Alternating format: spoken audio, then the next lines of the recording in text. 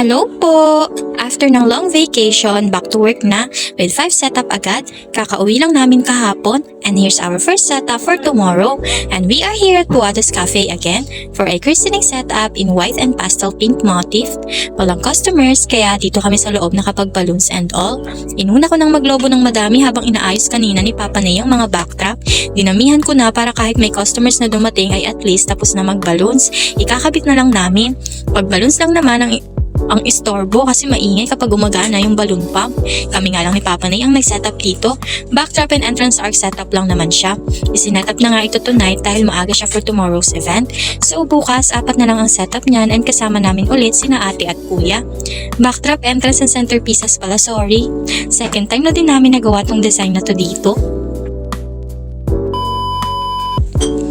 And here's the final look po. Wala namang masyadong ganap in this setup, kaya mabilis lang din.